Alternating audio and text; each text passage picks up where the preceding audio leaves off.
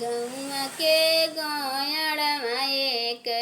घन रे बांसवरिया रे घन बांसवरिया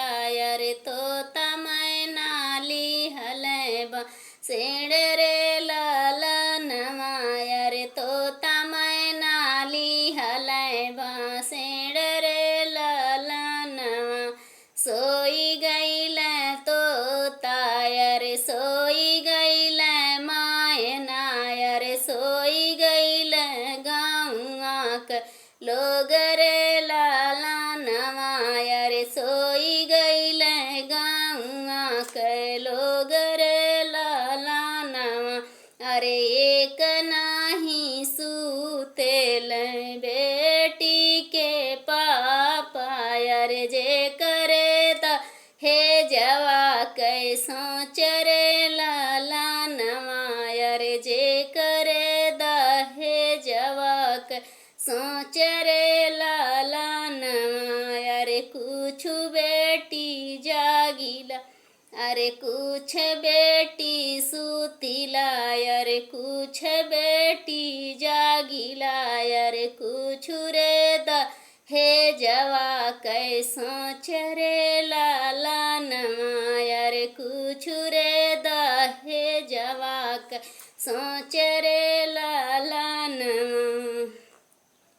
गाँव के गोयड़वा एक घन रे बगियावा एक घन रे बगियावा रे तोता मैना लिहले सेड़ रे ललनवा रे तोता मैना लिहले सेड़ रे ललनवा अरे सोई गईल तोता रे सोई गईल मैना रे सोई गईल गौआ के लोग रे ललनवा रे सोई गईल गौआ के लोग रे ललनवा रे एक नाही सुतल बेटी के चाचा रे जे करे दाहे जवाक सोच रे ललनवा रे जे करे दाहे जवाक सोच रे ललनवा रे कुछ बेटी सुतिला रे कुछ बेटी जागिला रे कुछ रे दाहे जवाक सोच रे ललनवा रे कुछ रे दाहे जवाक सोच रे ललनवा गाँव के गोयड़वा एक घन बांसवरिया रे घन बांसवरिया रे तोता मैना लिहले सेड़ रे ललनवा रे तोता मैना लिहले सेड़ रे ललनवा सोई गईल तोता रे सोई गईल मैना रे सोई गईल गौआ के लोग रे ललनवा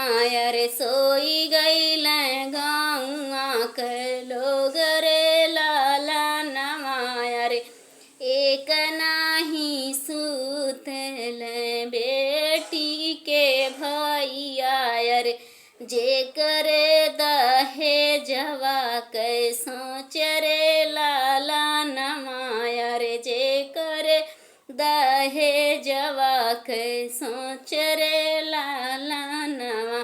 अरे कुछ बहिनी सुतिला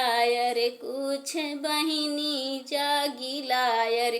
कुछ रे दहे जवा कैसो चरे ललनवा रे कुछ रे दहे जवा कैसो चरे ललनवा।